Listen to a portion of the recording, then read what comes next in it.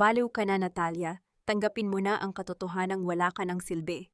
Iyan ang mga salitang dumurog sa puso ni Natalia habang nakahiga siya sa malamig na sahig. Pilit na inaabot ang kamay ng asawang si Adrian. Habang siya ay nilalaso ng gamot at kasinungalingan, ang kanyang matalik na kaibigang si Monica ay masayang humahalakhak sa bisig ng kanyang asawa. Ngunit sa likod ng mga luhang dumadaloy, isang apoy ang muling maglalayab. Kaya ba niyang bawiin ang kanyang buhay bago siya tuluyang malunod sa dilim? O huli na ang lahat para sa isang babaeng tinalikuran ng mundo? Wala na siyang kwenta, Adrian. Nakakasuka na siyang panoorin na parang basang sisiw araw-araw. Hanggang kailan mo ba pagtitiyagaan ang baliw na yan? Nakatayo si Natalia sa likod ng bahagyang nakabukas na pinto ng opisina ng kanyang asawa.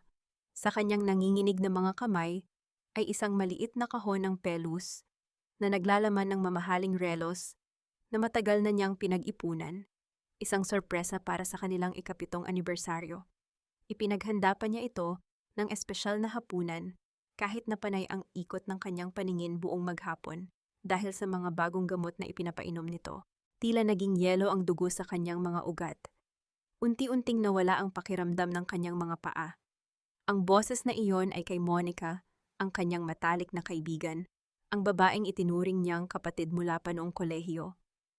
Mahigpit niyang nakuyom ang kahon hanggang sa bumaon ang matalim na gilid nito sa kanyang palad, ngunit wala siyang maramdamang pisikal na sakit. Ang paligid ay tila umuurong. Ang amoy ng niluluto niyang pagkain mula sa kusina ay biglang nagbigay sa kanya ng matinding pagduwal. Nakatuwid ang kanyang likod, ngunit sa loob-loob niya ay gumuho ang buong mundo niya. Bakit ang mga taong pinag-alayan mo ng buong buhay mo ang siyang magbabaon sa iyo ng buhay?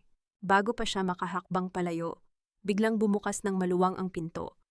Bumungad sa kanya si Adrian. Ang dating maiinit nitong mga mata ay napalitan ng pagkagulat, ngunit mabilis itong nagbago tungo sa isang peking pag-aalala. Kasunod nito si Monica, walang anumang bakas ng hiya sa mukha. At ang mas nakadudurog sa puso ni Natalia, suot ng kanyang matalik na kaibigan, ang paboritong perlas na kwintas ng kanyang yumaong ina. "Babe, what are you doing here?"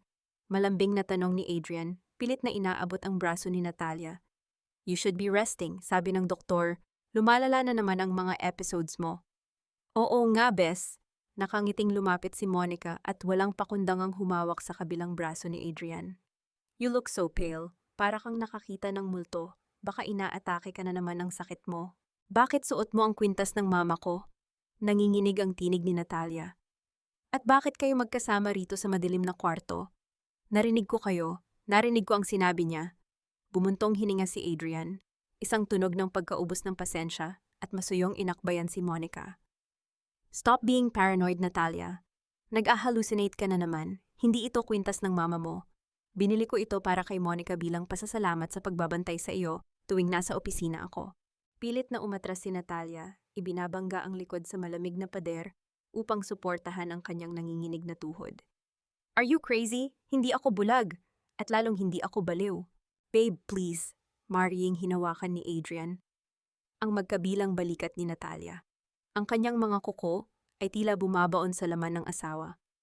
Wala siyang sinabing masama. "It is just in your head. Epekto lang iyan ng sakit mo. Tignan mo nga ang sarili mo. You are completely losing it. Kailangan mo nang inumin ang gamot mo." Dumukot si Adrian ng isang maliit na puting tableta mula sa kanyang bulsa at sa pilitang itinapat sa bibig ni Natalia. "Ayoko, kamitan." Pagmamatigas ni Natalia habang lumalandas ang maiinit na luha sa kanyang mga pisngi. "Lalo lang akong nahihilo dyan. Gusto niyo ba akong patayin? Drink it or I will call the hospital to drag you to the psych ward right now." Malamig at mabagsik na bulong ni Adrian. Sa kanyang likuran, nakahalukip-kip lamang si Monica, may mapanuyang ngiti sa mga labi habang pinaglalaruan ang perlas sa kanyang leeg. Unti-unting ibinaba ni Natalia ang kanyang paningin. Nakita niya ang singsing sa kasal na suot ni Adrian. Kuminang ito sa ilalim ng mahinang ilaw ng pasilyo. Isang masakit na paalala ng mga panumpang naging lason. Ang kamay na minsang nangakong mag-iingat sa kanya ay siya ring kamay na sumasakal sa kanyang katinuan. Binuksan niya ang kanyang bibig at hinayaang ipasok ni Adrian ang mapait na tableta. Binitiwan siya ni Adrian na tila isang maruming bagay. Eksakto namang umilaw ang telepono ng lalaki. "Yes, attorney," sagot ni Adrian habang naglalakad palayo kasama si Monica. Hindi man lang nilingon ang asawang nakasandal sa pader. Oo, malapit na ang 35th birthday niya. Everything is ready. Ang mga papeles ay nasa akin na. Namatay ang ilaw sa pasilyo nang isara ni Monica ang pinto. Iniiwan si Natalia sa kadiliman. Unti-unting nanlabo ang paningin ni Natalia. Ang tuhod niya ay tuluyan ng bumigay at napasalampak siya sa malamig na sahig. Tila may milyon-milyong karayom na tumutusok sa kanyang sentido. Bago tuluyang magdilim ang kanyang paningin, isang figura ang dahan-dahang lumapit mula sa mga anino. Si Yaya Loring, nanginginig ang buong katawan, ay nakatingin sa kanya ng may labis na takot at pag-aalala. Isang maliit na puting tableta ang gumulong mula sa nakabukas na palad ni Natalia, bumagsak ng walang ingay sa makinis na kahoy na sahig. Hindi niya ito nilunok. Tila lumulutang ang pakiramdam ni Natalia nang imulat niya ang kanyang mga mata. Mabigat ang kanyang ulo at tuyot ang kanyang lalamunan, isang pamilyar na pait na laging sumasalubong sa kanya tuwing umaga. Ngunit sa pagkakataong ito, may nagbago. Naalala niya ang malamig na sahig kagabi, ang nakabukas niyang palad, at ang paggulong ng puting tableta palayo sa kanya bago pa man niya ito malunok. Itinago iyon ni Yaya Loring bago tuluyang nawalan ng malay si Natalia dahil sa pagod. Kahit papaano, may isang taong nakakaalam ng totoo. May isang taong kakampi niya sa loob ng sarili niyang impyerno. Dahan-dahang bumukas ang pinto ng kanyang silid.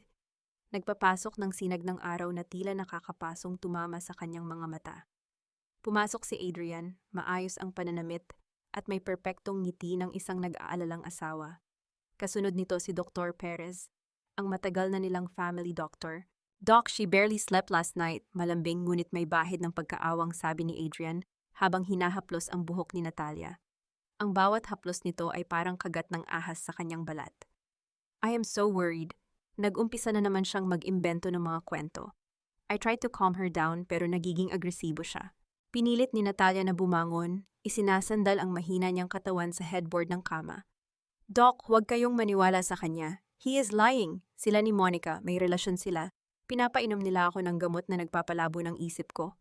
Umiling si Adrian at bumuntong hininga ng malalim, isang perpektong pag-arte ng isang asawang pagod na ngunit patuloy na nagtitiis. Hinawakan nito ang kamay ni Natalia, pinipisil ng mariin hanggang sa mamula ang kanyang mga daliri. Isang tahimik na pagbabanta. Shh, babe, it is okay. The doctor understands. Malumanay na pag-alo ni Adrian. Ngunit ang kanyang mga mata ay nanlilisik. Humarap siya kay Dr. Perez. The hallucinations are getting worse, Doc. Kahapon, she thought my secretary was trying to poison her. Ngayon naman, she thinks Monica and I are having an affair. Ang sakit lang, Doc. I gave up everything, pati ang trabaho ko sa kumpanya niya, just to take care of her. Bago pa man makasagot ang doktor, pumasok si Monica na may dalang tray ng pagkain at tubig. Nakasuot ito ng simpleng puting bestida. Nagkukunwaring isang mabait at maalagang kaibigan. Ngunit ang hindi maiwasang mapansin ni Natalia ay ang makapal na asul na folder na laging nakakapit sa kabilang braso ni Monica. Kahit saan ito magpunta sa loob ng bahay nitong mga nakaraang araw, hindi nito binibitiwan ang asul na folder na iyon. Ano kaya ang laman yon at bakit tila mas mahalaga pa iyon sa kanyang buhay? Here's the water, Adrian, malambing na sabi ni Monica habang inilalapag ang tray. Binalingan nito ang doktor ng may malungkot na ngiti. Ang hirap talaga kapag ganyan ang pasyente, Doc. You have to be so patient. Buti na lang mahal na mahal siya ni Adrian. Nakaramdam ng matinding pagduwal si Natalia sa mga narinig. Ang laso ng kanilang mga kasinungalingan ay mas nakamamatay kaysa sa anumang tableta. Gusto niyang sumigaw, gusto niyang magwala at itaboy sila palabas ng kanyang pamamahay.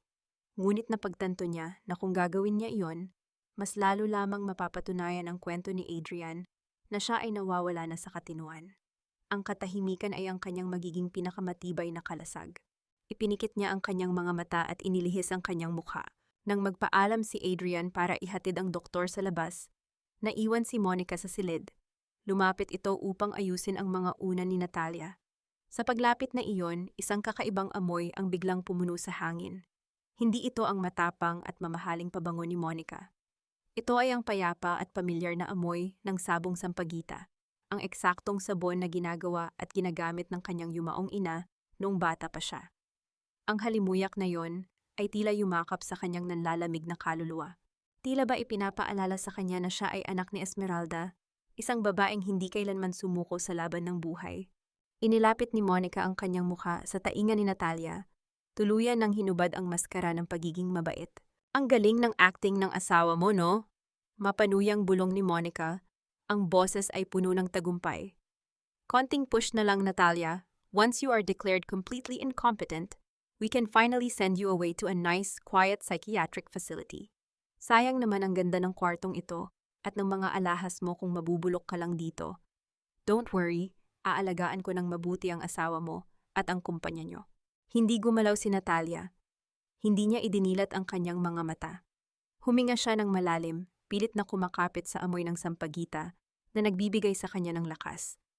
Narinig niya ang matatalim na yabag ni Monica palabas ng silid. Kasunod ang pagpihit ng susi mula sa labas. Kinulong na naman siya. Binalot ng nakabibinging katahimikan at kadiliman ng buong kwarto. Dahan-dahang iminulat ni Natalia ang kanyang mga mata. Unti-unti nang nawawala ang pagkahilo niya. Tumitig siya sa kisame, iniisip kung paano siya magsisimulang lumaban nang walang armas kundi ang kanyang sariling isip. Ngunit biglang nanlamig ang buong kwarto. Mula sa madilim na sulok sa paanan ng kanyang kama, may naramdaman siyang kakaibang presensya.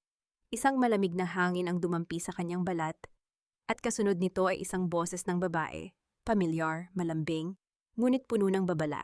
Ang malinaw na bumulong sa kanyang mismong tainga. Huwag mong inumin ang kahit ano, Natalia. Nandito lang ako. Nakapikit ng bahagya si Natalia habang tahimik na pinagmamasdan ng anino ni Monica sa tapat ng kanyang antigong tokador. Ang liwanag ng buwan na tumatagos mula sa bintana ay naglantad sa walang hiyang paghalukay ng kanyang matalik na kaibigan sa kanyang mga pinakatagong kahon ng alahas. Pilit na kinokontrol ni Natalia ang kanyang paghinga, ginagawang mabagal at mabigat, upang isipin ni Monica na tulog siya at manhid na sa epekto ng gamot. Perfect! Bagay na bagay sa akin. Masayang bulong ni Monica sa sarili habang isinusuot ang mga diamanteng hikaw na huling regalo pa ng yumaong ama ni Natalia. Humarap ito sa salamin, pinagmamasdan ng sariling ganda na pinatingkad ng mga nakaw na yaman. Bakit ba kasi sa iyo pa napunta ang lahat ng ito, Natalia?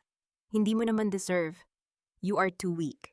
Ako ang mas nababagay sa pwesto mo at kay Adrian. Ang bawat salita ni Monica ay parang patalim na pilit ibinabaon sa dibdib ni Natalia. Gusto niyang bumangon, hilahin ang buhok nito at bawiin ang mga alahas na may halaga ng dugo at pawis ng kanyang pamilya. Ngunit sa ilalim ng makapal na kumot, ang tanging magawa niya ay ibaon ang sariling mga kuko sa kanyang palad hanggang sa mag-iwan ito ng malalim na marka. Ginamit niya ang pisikal na sakit upang panatilihing gising ang kanyang diwa at pigilan ang galit na nagbabadyang sumabog. Natututo na siyang maghintay, natututo na siyang maging mapanganib sa loob ng kanyang katahimikan. Nang makontento sa kanyang mga ninakaw, lumabas si Monica at ikinandado muli ang pinto. Binalot na naman ng nakabibinging tahimik ang buong silid. Lumipas ang ilang oras at tanging ang paggalaw ng mga anino ang naging kasama ni Natalia, hanggang sa maramdaman niya ang marahan, ngunit maingat na pagbukas ng pinto. Walang susing ginamit, tila may sariling paraan ang taong pumasok. Isang figura ang mabilis na gumapang papasok, bago muling isinara ang pinto nang walang anumang ingay. Isang mainit at magaspang na kamay ang dumampi sa malamig na pisngi ni Natalia. Ang pamilyar na amoy ng effervescent oil at lumang tela ay nagbigay ng ginhawa sa kanyang nanlalamig na sistema. Anak, gumising ka! Nanginginig ngunit puno ng pag-iingat na bulong ni Yaya Loring. Imunulat ni Natalia ang kanyang mga mata at bumangon. Sa dilim, nakita niya ang matandang babae na may dalang isang maliit na baso ng malinis na tubig at isang piraso ng tinapay. Yaya, paano kayo nakapasok? Baka makita kayo ni Adrian, papatayin niya kayo. Mabilis na tugon ni Natalia. Ang tinig ay basag at puno ng pag-aalala para sa nag-iisang taong nagmamalasakit sa kanya. Huwag kang mag-alala sa akin, Natalia. May duplicate key ako ng lahat ng kwarto dito na hindi alam ng asawa mong demonyo. Sagot ni Yaya Loring. Ang mga mata ay nag-aapoy sa matinding galit para sa sinapit ng kanyang alaga. Iniabot nito ang tubig at tinapay. Kainin mo ito. Alam kong pinapagutom ka nila para manghina ka at tuluyang masiraan ng bait. Habang pilit na nilulunok ni Natalia ang tinapay, hinawakan ni Yaya Loring ang kanyang libreng kamay. Ang pagpisil na yon ay mahigpit, mainit, at puno ng kalinga ng isang ina. Isang pagmamahal na matagal nang inagaw kay Natalia. Bumagsak ang mga luha sa kanyang mga mata, hindi dahil sa kahinaan, kundi dahil sa labis na pasasalamat. Yaya, ang mga gamot na ibinibigay nila sa akin, pinapalabo nito ang isip ko. May mga nakikita akong hindi totoo. Rinig ko ang boses ni Mama. Umiiyak na sumbong ni Natalia. Inilalabas ang lahat ng bigat sa kanyang dibdib. Alam ko, anak, maluhaluhang sagot ng matanda. Dahil ang mga asul na tableta na pinapainom nila sa iyo nitong mga nakaraang linggo ay hindi bitamina. Narinig ko silang nag-uusap ni Monica. Isa itong matapang na gamot na ginagamit sa mga pasyenteng may malalang sakit sa pag-iisip. Unti-unti nitong sisirain ang utak mo hanggang sa ikaw na mismo ang maniwala na baliw ka. Napatigil si Natalia sa pag-iyak. Pinalitan ito ng isang malamig na panginginig. Kung ganon, bakit malinaw pa rin ang isip ko ngayon? Bakit alam kong totoo ang lahat ng ito? Ngumiti ng bahagya si Yaya Loring at muling pinisil ang kanyang kamay. Dahil sa tuwing nagkakaroon ako ng pagkakataon, pinapalitan ko ng ordinaryong candy na kasing hugis at kasing kulay ang laman ng bote ng gamot mo sa kusina. Hindi ka baliw, Natalia. Tinatangkang agawin ng asawa mo ang lahat sa iyo. Tila isang malakas na sampal ng katotohanan ang gumising sa bawat hibla ng pagkatao ni Natalia. Ang galit na kanina ay pinipigilan niya ay tuluyan ng naging isang malalim at malamig na determinasyon. Hindi siya papayag na maging biktima sa sarili niyang tahanan. Kailangan nating lumaban, Yaya. Kailangan kong makahanap ng ebidensya laban sa kanila, matigas na sabi ni Natalia. Ang kanyang mga mata ay nanlilisik sa kadiliman. Tutulungan kita, anak. Ngunit may isa kang dapat unahing hanapin. Mariing tugon ni Yaya Loring. Palipat-lipat ang tingin sa pinto at kay Natalia. Tila may malaking lihim na bibitawan. Bago mamatay ang mama mo, may ibinilin siya sa akin. Akala ko noon ay epekto lang ng kanyang sakit, pero ngayon ko naiintindihan ang lahat. Pumunta ka sa lumang kwarto mo sa kabilang dulo ng bahay. Hanapin mo ang nakatago sa ilalim ng ikatlong kahoy na sahig mula sa bintana. Nandoon ang sagot na magliligtas sa iyo. Kumunot ang noo ni Natalia. Anong lihim ang iniwan ng kanyang ina na magpahanggang ngayon ay nag-uugnay sa kanyang kasalukuyang bangungot. Bago pa man siya makapagtanong, isang pamilyar at mabigat na yabag ang umalingaw-ngaw mula sa pasilyo. Natigilan silang dalawa. Ang mga hakbang ay huminto mismo sa tapat ng silid ni Natalia. May nakakita sa pagpasok ni Yaya Loring. Tila tumigil ang pagtibok ng puso ni Natalia. Nakita niya ang pagharang ng isang malaking anino sa ilalim ng siwang ng pinto. Kasunod nito, dahan-dahan at walang awang umiikot ang malamig na seradura. Bumukas ng tuluyan ang pinto kasabay ng paglamon ng liwanag sa kadiliman ng silid. Bumungad ang matangkad na figura ni Adrian. Ang kanyang mukha ay seryoso at ang mga mata ay nag-aapoy sa hinala nang makita si Yaya Loring na nakatayo malapit sa kama. Bago pa man makapagsalita ang asawa o makapagpaliwanag ang matanda, mabilis na kumilos si Natalia. Sa isang iglap, tinabig niya ang baso ng tubig mula sa kamay ni Yaya Loring.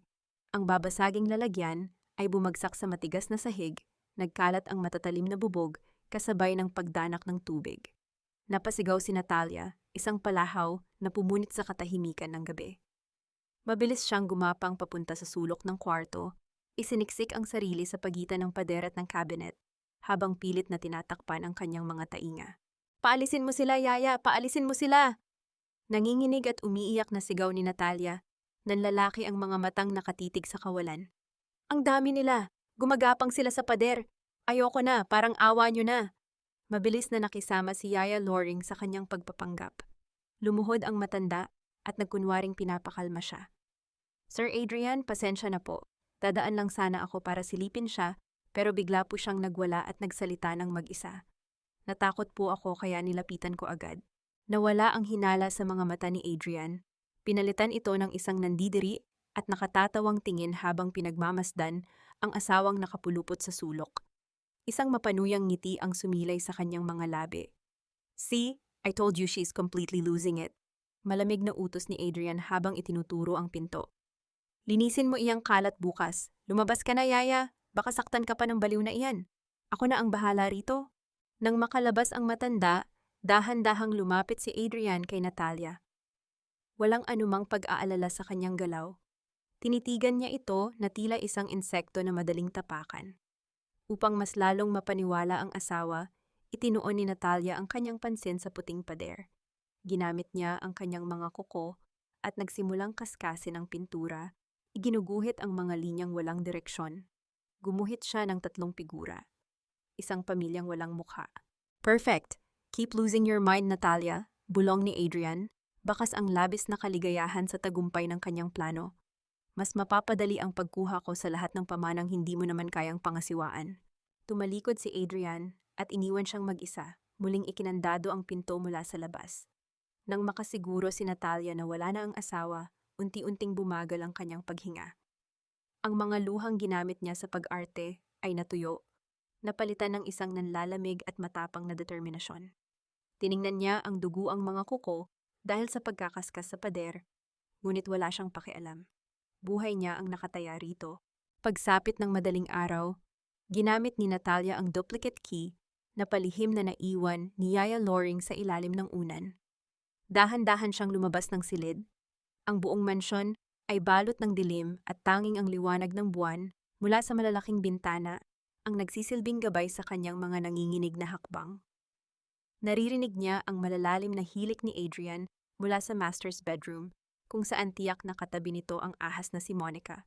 Nagtungo siya sa kabilang dulo ng bahay, sa lumang kwarto na hindi na ginagamit mula nang pumanaw ang kanyang ina.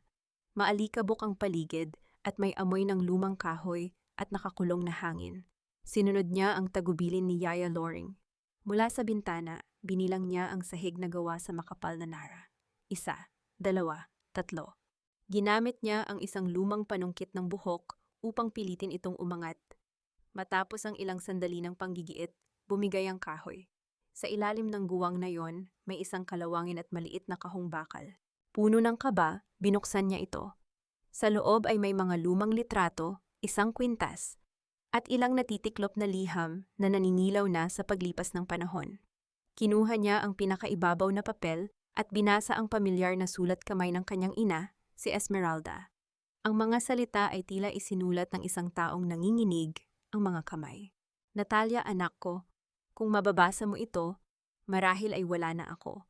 Patawarin mo ako kung iiwan kita, ngunit kailangan mong malaman ang totoo.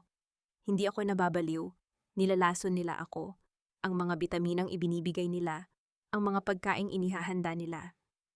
Unti-unti nitong sinisira ang utak ko upang ideklara akong wala ng katinuan. Gusto nilang bawiin ang yaman ng ating pamilya. Huwag kang magtitiwala sa kahit kanino. Hanapin mo si Attorney V. Siya lang ang nakakaalam ng totoo at siya lang ang makakapagligtas sa iyo. Natigil ang pagtibok ng puso ni Natalia. Ang hangin sa kanyang mga baga ay tila ninakaw. Isang matinding kirot ang bumaon sa kanyang dibdib, hindi dahil sa sakit, kundi dahil sa isang napakalagim na katotohanan. Hindi nagpakamatay ang kanyang ina dahil sa depresyon, pinatay siya. Ginamit nila ang parehong pamamaraan, ang parehong lason, at ang parehong panlilinlang na ginagawa ngayon ni Adrian sa kanya. Ang pamilyang akala niya ay nawala dahil sa trahedya ay sinadyang puksain ang pagiging makasarili ng mga taong nakapaligid sa kanila. Bumalik siya sa kanyang silid na may bagong tapang at puot na nag-aalab sa kanyang mga ugat. Itinago niya ang kahon sa ilalim ng kanyang kama. Ngunit bago pa man siya tuluyang makahiga, napansin niya ang telepono ni Adrian na naiwan sa ibabaw ng maliit na mesa malapit sa pinto, marahil ay nahulog ito nang pumasok ang asawa kanina. Biglang umilaw ang screen ng telepono. Isang tahimik, ngunit mapanganib na abiso ang lumitaw. Nakatitig si Natalia sa mga salitang nakasulat, at ang bawat letra ay parang nagbabadyang sumpa. Alarm 10 days before the gala, final transfer of assets. 10. Mayroon na lamang siyang 10 araw bago tuluyang angkinin ni Adrian at Monica ang lahat ng pag-aari niya at idiretso siya sa isang madilim na pasilidad kung saan hindi na siya makakalabas pa ng buhay. Ang mabigat na paghila ni Adrian sa silyang kahoy ay bumasag sa katahimikan ng hapagkainan. Walang anumang hiya niyang inalalayan si Monica upang umupo sa mismong pwesto na nakalaan para sa may bahay ng mansyon. Sa kabilang dulo ng mahabang mesa, nakaupo si Natalia. Magulo ang kanyang buhok at suot ang isang malaking kamiseta, pilit na pinapanatili ang blankong ekspresyon sa kanyang mukha habang pinagmamasdan ang tahasang pagtataksil sa kanyang harapan. Subuan mo naman ako, babe, malambing at pabebeng utos ni Monica habang nakasandal sa braso ni Adrian. Masyadong mainit itong sabaw, baka mapaso ang dila ko. Ngumiti si Adrian, isang ngiting puno ng pagnanasa na kailanman ay hindi niya ibinigay kay Natalia. Kumuha siya ng isang kutsara at maingat na pinakain ang babaeng kaharap niya. Ang pagkikiskisa ng mga kubyerto sa porselanang plato at ang mahihinang halakhak ng dalawa ay tila mga patalim na paulit-ulit na hinihiwa ang pagkatao ni Natalia. Nilulon niya ang matinding pandidiri na umaakyat sa kanyang lalamunan. Adrian, baka naman nagagalit ang misis mo, baka biglang magwala iyan, mapanuyang dugtong ni Monica. Pasimpleng tiningnan si Natalia mula ulo hanggang paa. Lumingon si Adrian kay Natalia ng may pandidiri. Huwag mo siyang intindihin. Wala na sa wisyo iyan. Hindi ba, Natalia? Masyado nang kinain ng sakit mo ang utak mo kaya hindi mo na maintindihan ang nangyayari sa paligid mo. Hindi sumagot si Natalia. Ipinako niya ang kanyang paningin sa baso ng tubig. Hinihintay ang susunod na utos ng asawa. Nagkukunwaring isang masunuring aso na nawalan na ng sariling pag-iisip. Bakit ang tahimik mo? Nakakabingi ang katahimikan mo. Naiinis na reklamo ni Adrian. Inabot nito ang isang baso at marahas na ibinagsak sa mesa, sapat upang magdulot ng panginginig sa mga kamay ni Yaya Loring na tahimik na nagbabantay sa gilid. Kumanta ka, di ba sabi ni Doc Perez ay maganda ang music therapy para sa mga baliw na katulad mo? Kumanta ka na parang bata, Natalia. Gusto sanang pumalag ni Yaya Loring, ngunit isang matapang at mabilis na sulyap mula kay Natalia ang pumigil sa kanya. Dahan-dahang iniangat ni Natalia ang kanyang mukha. Tinitigan niya ang dalawang halimaw na nagpapakasaya sa kanyang pagdurusa. Ibinuka niya ang kanyang mga labi at isang malamig at basag na tinig ang umalingaw-ngaw sa buong silid. Umawit siya ng isang lumang oyayi, isang kanta ng pagpapatulog ng bata na madalas awitin ng kanyang ina. Ngunit walang lambing sa kanyang boses. Ito ay mabagal, malalim at tila isang sumpa mula sa kabilang buhay.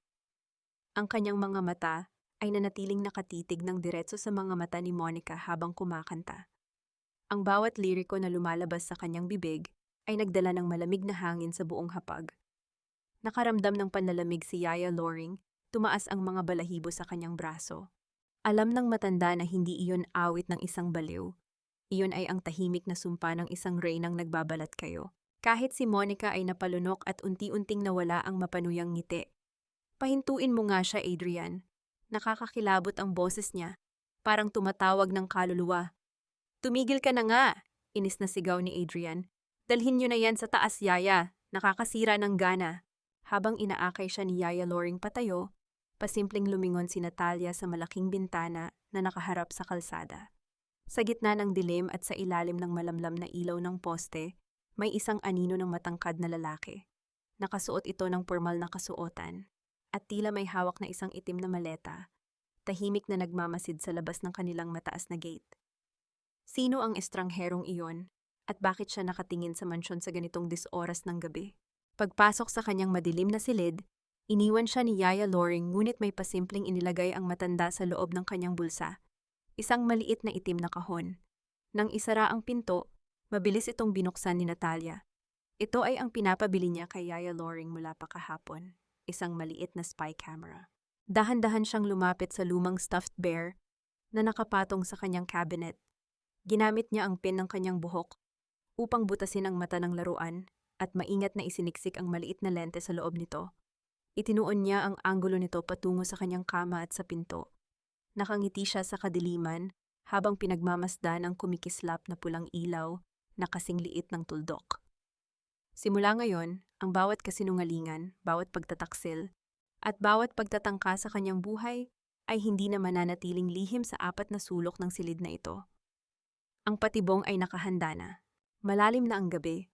Tanging ang marahang pag-alon ng kurtina dahil sa hanging amihan ang nagbibigay ng galaw sa madilim at malamig na silid ni Natalia. Nakatitig siya sa pulang ilaw ng maliit na kamera na nakatago sa mata ng laruang oso. Isang munting tuldok ng pag-asa sa gitna ng impyernong gawa ng kanyang asawa. Bumukas ang pinto nang walang anumang ingay. Mabilis na pumasok si Yaya Loring, bakas ang hingal at kaba sa mukha ng matanda. Sa nanginginig nitong mga kamay ay may hawak na isang maliit at lumang cellphone. Anak, Ang lalaking nakita mo sa labas ng gate kanina, siya ay tauhan ni Attorney Vergara. Mabilis ngunit maingat na bulong ni Yaya Loring. Matagal na pala silang nagmamasid. Inabot niya sa akin ito habang nagtatapon ako ng basura sa likod. Kinuha ni Natalia ang telepono. Nakakonekta na ito sa isang tawag. Inilapit niya ito sa kanyang tainga at isang malalim at pamilyar na boses ng matandang lalaki ang bumati sa kanya. Natalia Hija, salamat sa Diyos at nakausap din kita. Boses ni Attorney Vergara, ang pinagkakatiwalaang abogado ng kanyang yumaong ina. Matagal ko nang gustong makapasok sa mansyon, ngunit palaging pinipigilan ni Adrian ang mga sulat at pagbisita ko. Attorney, alam ko na po ang totoo, nanginginig ang boses ni Natalia, ngunit may tigas na hindi matitinag. Nilalason nila ako, kagaya ng ginawa nila kay Mama. Anong kailangan nila sa akin? Bumuntong hininga ang abogado mula sa kabilang linya. Ang asul na folder na laging dala ng kaibigan mong si Monica. Laman yon ang mga papeles para sa absolute power of attorney at ang medical declaration na ikaw ay wala na sa katinuan. Gusto nilang makuha ang pirma mo bago ang ika-35 kaarawan mo, Natalia. Dahil sa araw na iyon, automatikong malilipat sa pangalan mo ang pangkalahatang trust fund ng pamilya nyo. Tila tumigil ang pag-ikot ng mundo ni Natalia. Ano pong trust fund? Akala ko ay nasa pangalan ko na ang lahat? Iyon ang akala ni Adrian. Malungkot na tugon ni Attorney Vergara. Bago mamatay ang mama mo, napansin niya ang pagiging sakim ng asawa mo. Nakita ni Esmeralda kung paano ka manipulahin ni Adrian. Kaya inilipat niya ang 80% ng inyong yaman sa isang sekretong pondo. Hindi ito masasalang ni Adrian hanggat hindi ka tumutuntong ng 35 taong gulang. Ngunit kung ideklara kang baliw at mapunta sa isang institusyon bago ang araw na iyon, siya bilang asawa mo ang magiging legal guardian at makukuha niya ang buong control. Pumikit ng mariin si Natalia. Ang pagmamahal ng kanyang ina ay tila isang mainit na yakap na tumagos mula sa kabilang buhay. Kahit wala na ito, inihanda nito ang perpektong kalasag upang protektahan siya. Hindi siya nag-iisang lumalaban. Ang kaluluwa ng kanyang ina ay nakatayo sa kanyang tabi, binibigyan siya ng sandata laban sa mga halimaw. May 10 araw na lang ako, attorney. Sa araw ng pampamilyang gala, ang bisperas ng kaarawan ko. Doon nila balak na ipahiya ako sa harap ng board of directors upang mapatunayang baliw ako bago dumating ang araw ng paglipat ng yaman. Matapang na pahayag ni Natalia, unti-unting napagtatagpi ang lahat ng plano ng mag-asawang taksil. Kailangan mong mag-ingat, Hija. Kailangan nating ilabas ka dyan ngayong gabi rin. Nag-aalalang sagot ng abogado. Kukuha ako ng mga pulis. Hindi, matigas na pagtanggi ni Natalia. Hindi ako tatakbo. Kung aalis ako ngayon, madali nilang maitatago ang mga ebidensya at babaligtarin ang kwento. Hahayaan ko silang isipin na panalo na sila. Hahayaan ko silang ilatag ang sarili nilang bitag. Bago pa man makasagot ang abogado, narinig ni Natalia ang mabibigat at sunod-sunod na yabag mula sa pasilyo. Papalapit iyon sa kanyang kwarto. Ang bawat hakbang ay tila pagbagsak ng martilyo sa kanyang dibdib. Nandyan na siya. Mabilis na bulong ni Natalia bago pinatay ang tawag at itinago ang telepono sa ilalim ng kanyang kutsyon. Mabilis na nagtago si Yaya Loring sa loob ng malaking cabinet ng mga damit at isinara ito mula sa loob. Wala pang isang pikit, bumukas ang pinto. Nakatayo si Adrian sa hamba, madilim ang muka at magkasalubong ang kilay. Ang mga mata nito ay naghahanap, nililibot ang bawat sulok ng madilim na kwarto. Tila ito isang asong nakakaamoy ng dugo. Sino ang kausap mo, Natalia? Malamig at mapanganib na tanong ni Adrian habang dahan-dahang naglalakad palapit sa kama. Tila huminto ang pag-ikot ng mundo sa loob ng madilim na silid. Ang bawat mabigat na paghinga ni Adrian ay nagdadala ng nakapapasong tensyon sa hangin. Tinitigan nito si Natalia mula ulo hanggang paa. Tila hinahanap ang anumang bakas ng kasinungalingan sa mukha ng asawa. Sa likod ng malaking cabinet na gawa sa kahoy, alam ni Natalia na nanginginig sa takot si Yaya Loring. Isang maling galaw lamang at pareho silang mapapahamak. Sino ang kausap mo? Rinig na rinig ko ang bulungan mula sa pasilyo. Malamig at may diin na ulit ni Adrian, unti-unting humahakbang palapit sa kama. Kinagat ni Natalia ang loob ng kanyang pisngi upang pigilan ang panginginig ng kanyang mga labi. Ibinuka niya ng bahagya ang kanyang mga mata at tumitig. Hindi kay Adrian, kundi sa mismong pinto ng cabinet. Binigyan niya ng isang malalim, walang emotion, at nakakakilabot ng ngiti ang hangin. Yung babae, mahinang bulong ni Natalia. Ang tinig ay tila nanggagaling sa kailaliman ng lupa. Yung babaeng nakaputi na laging nakatayo sa likuran mo, Adrian. Napahinto ang lalaki. Sinundan nito ang tingin ni Natalia patungo sa nakasarang cabinet. Ang makapal nitong kilay ay nagsalubong. Umakma itong hahakbang patungo sa muebles upang buksan ito. Mabilis na gumapang si Natalia sa gilid ng kama at mahigpit na hinawakan ang pulso ng asawa. Ginamit niya ang buong lakas na natitira sa kanyang katawan. Ang kanyang mga kuko ay bumaon sa balat ni Adrian. Huwag mong bubuksan, banta ni Natalia. Pinalaki ang mga mata upang magmukhang ganap na tuliro. Nagagalit siya, sabi niya. Alam daw niya ang lahat ng maruruming ginagawa ninyo ni Monica kapag nakapatay ang ilaw. Umiiyak siya ng dugo, Adrian. Kukunin daw niya ang kaluluwa mo kapag natutulog ka. Nanlamig si Adrian. Ang matinding kaba ay saglit na pumunit sa kanyang matapang na maskara. Marahas niyang iniwaksi ang kamay ni Natalia, pinunasan ang sariling braso na tila nandidiri sa paghawak ng asawa. Ang katahimikan ng gabi at ang nakabubaliw na titig ni Natalia ay sapat na upang magtayuan ang mga balahibo sa kanyang batok. You are completely insane, nandidiring bulong ni Adrian habang mabilis na umatras patungo sa pinto. Mabulok ka dyan sa mga multo mo. Isinara ni Adrian ang pinto ng pagkalakas-lakas kasabay ng pagpihit ng kandado. Nang matiyak ni Natalia na tuluyan ng lumayo ang mga yabag ng asawa, napabuga siya ng hangin. Lumabas si Yaya Loring mula sa cabinet, umiiyak at nagpapasalamat dahil sa mabilis na pag-iisip ng alaga. Sa gabing iyon, napatunayan ni Natalia na ang kanyang pagpapanggap ang pinakamatibay niyang sandata. Ngayon, oras na para gamitin ang kanilang sariling laro laban sa kanila. Nang sumunod na gabi, ginamit ni Natalia ang duplicate key. Lumabas siya ng kanyang silid na tila isang anino sa sariling pamamahay. Ang kanyang unang target ay ang ahas na nagkukubli sa kwarto ng mga bisita. Pumasok siya sa silid ni Monica habang mahimbing itong natutulog. Gamit ang sabong sampagitan ng kanyang yumaong ina, maingat niya itong ipinahid sa mga unan at kumot ng kaibigang taksil. Bago lumabas, kinuha niya ang paboritong perlas na kwintas na ninakaw ni Monica mula sa kanya. Dumiretso si Natalia sa opisina ni Adrian. Nakapatong sa mesa ang mamahaling leather briefcase ng lalaki. Binuksan niya ito at palihim na isiningit ang perlas na kwintas sa pagitan ng mga papeles, bago muling bumalik sa kanyang madilim na silid na may tagumpay ng ngiti sa mga labi. Kinaumagahan, binasag ng isang matinis at galit na boses ang katahimikan ng hapagkainan. Yaya, nasaan ang kwintas ko? Yung perlas na suot ko kahapon! Galit na bulyaw ni Monica, nakapamewang at nanlilisik ang mga mata sa matandang katulong. Nakaupo lamang si Natalia sa kabilang dulo ng mesa, tahimik na humihigop ng mainit na sabaw, blanko ang paningin ngunit nagdiriwang ang kaluluwa. Wala po akong kinukuha, Ma'am Monica, mahinahong sagot ni Yaya Loring. Stop shouting, Monica! Ang aga-aga, naiinis na suway ni Adrian habang umiinom ng kape. Baka naman naiwala mo lang sa kwarto mo, masyado kang burara. Hindi ako burara, Adrian. Inilagay ko iyon sa ibabaw ng tukador ko bago ako matulog, asik ng babae. Umiiling na kinuha ni Adrian ang kanyang briefcase sa bakanting upuan upang kunin ang kanyang tablet. Sa pagbukas niya ng zipper, gumulong palabas ang makikinang na perlas, bumagsak sa ibabaw ng porselanang plato. Natigilan ang dalawa. Nanlaki ang mga mata ni Monica, mabilis na namula ang kanyang mukha sa matinding galit. Itinuro niya ang asawa ni Natalia. Paanong napunta iyan sa maleta mo, Adrian? Hinalungkat mo ba ang kwarto ko habang tulog ako? Matinis na tanong ni Monica.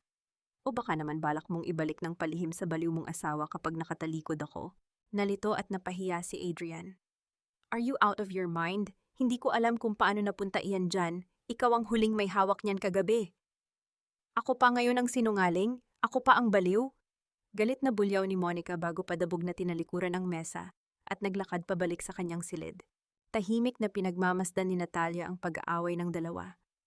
Ang binhi ng pagdududa at kawalang tiwala ay matagumpay na naitanim sa pagitan ng mga halimaw.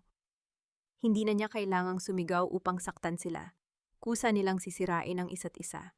Ngunit ang parusa ni Monica ay hindi pa natatapos. Nang pumasok ang babae sa kanyang silid upang magayos, isang pamilyar at nakahihilong amoy ng sampagita ang sumalubong sa kanya. Takot na napalunok si Monica. Nanginginig siyang lumapit sa kanyang salamin. Dooy nakasulat gamit ang kanyang pinakamahal na pulang lipstick, ang isang mensahe na nagpatindig sa bawat balahibo sa kanyang katawan. Ibalik mo ang hindi sayo. Isang malakas at nakabibinging tili ang nagmula sa silid ni Monica umaaling-awngaw sa buong mansyon, at naghudyat na ang laro ng pagbabaliw-baliwan ay nagbago na ng direksyon. Ang matinis na alingawngaw ng tili ni Monica mula sa kabilang silid ay nag-iwan ng matinding kaba sa buong mansyon. Ngunit para kay Natalia, ito ay musika ng tagumpay. Sa kauna-unahang pagkakataon simula nang maging bilanggo siya sa sarili niyang bahay, nakaramdam siya ng kapangyarihan. Ang mga halimaw ay unti-unti nang nagkakagatan. Ngunit alam niyang hindi pa tapos ang laban dahil ang takot at hinala ay nagtulak kay Adrian upang maging mas desperado. Kinahapunan, marahas na hinawakan ni Adrian ang braso ni Natalia at kinaladkad siya patungo sa madilim na opisina. Walang lambing, walang pekeng pag-aalala. Ang maskara ng mabait na asawa ay tuluyan ng nahulog. Inilalantad ang mukha ng isang sakim na estranghero. Ibinagsak ni Adrian ang pinto at sa pilitang pinaupo si Natalia sa malamig na silyang balat. Mula sa kanyang drawer, inilabas ni Adrian ang pamilyar na asul na folder. Binuksan niya ito sa ibabaw ng makintab na mesa. Laman nito ang mga pahinang magtatakda ng katapusan ni Natalia kung sakaling magkamali siya ng galaw. Isang absolute power of attorney at ang medical declaration of incompetence. Tapusin na natin ang larong ito, Natalia. Malamig at madiin na utos ni Adrian habang idinidiin ang isang mamahaling gintong pluma sa nanginginig na palad ng asawa. Pirmahan mo ang mga dokumentong ito. Ililipat ka na namin sa isang maganda at tahimik na pasilidad bukas. Kailangan ko ang pirma mo para maasikaso ko ang mga gastusin mo. Tinitigan ni Natalia ang mga papel. Ang mga salitang nakaimprenta roon ay naglalaman ng kapangyarihang ibigay kay Adrian ang kabuang kontrol sa kanyang buhay at yaman. Ang pagtingin niya ay bumaba patungo sa makintab na ibabaw ng mesa. Sa refleksyon ng madilim na kahoy, nakita niya ang kanyang sarili. Magulo ang buhok, maputla at tila walang laban. Ngunit sa likod ng malulungkot na matang iyon, nakita niya ang tapang ng kanyang inang si Esmeralda. Ang refleksyong iyon ay nagbigay sa kanya ng tahimik na lakas. Hindi siya magpapasupil. Ibinuka ni Natalia ang kanyang mga labi at ngumiti ng pagkalawak-lawak. Tumingala siya kay Adrian. Ang kanyang mga mata ay nanlalaki at puno ng huwad na kamangmangan. Pirma? Inosenteng tanong ni Natalia. Iniikot-ikot ang gintong pluma sa kanyang mga daliri. Para saan ito, Adrian? Excuse slip ba ito para sa teacher ko? Ayoko pumasok ngayon, masakit ang ulo ko. Gusto kong mag-drawing. Bumakat ang ugat sa leeg ni Adrian. Ang kanyang panga ay nagngangalit sa matinding inis. Yumuko siya at inilapit ang mukha sa asawa. Ang kanyang hininga ay mainit at mapanganib. Huwag mo akong subukan, Natalia. Hindi ako nakikipagbiruan sa'yo. Sign the damn paper or I swear to God, I will make your life a living hell. Banta ni Adrian. Ang kanyang boses ay nanginginig sa galit. Ngunit pinanatili ni Natalia ang kanyang baliw na pagpapanggap. Humagikhik siya ng mahina. Ibinaba niya ang pluma sa ibabaw ng papel at mabilis na ikinaskas ang dulo nito ng pabalik-balik. Hindi pangalan ang isinulat niya. Sa halip na pirma, iginuhit niya ang malalaki at magugulong linya, binutas ang papel hanggang sa mag-iwan ito ng pangit na marka ng itim na tinta sa buong dokumento. Isang napakalaking walang hugis na hawla. Nang makita ni Adrian ang ginawa ng asawa, mabilis nitong hinablot ang asul na folder. Ang pag-asa nitong mapadali ang proseso ay tuluyang gumuho. Ano bang ginawa mo? Galit na bulyaw ni Adrian. Ang kanyang malakas na paghampas sa mesa ay nagpayanig sa mga babasaging figurin sa paligid. Sinisira mo ang plano, you useless crazy bitch! Umiyak si Natalia, sadyang pinalakas ang paghikbi upang mas lalong mainis ang lalaki. Sabi mo mag-drawing ako. Ang pangit mo, Adrian. Natatakot ako sa'yo. Napasabunot si Adrian sa kanyang sariling buhok. Naglalakad ng pabalik-balik sa loob ng opisina. Napagtanto niyang hindi niya makukuha ang isang malinis at legal na pirma mula sa isang taong nasa ganitong kalagayan. At mas lalong hindi tatanggapin ng mga abogado ang isang sirang dokumento. Wala siyang ibang pagpipilian. Kailangan niyang patunayan sa buong lupo ng kumpanya at sa pamilya na talagang nawala na sa katinuan si Natalia. Kailangan niya ang gala. Doon, sa harap ng lahat, ipapahiya niya ang asawa at gagamitin ang kanyang karapatan bilang asawa upang ideklarang siya ang tagapamahala ng lahat.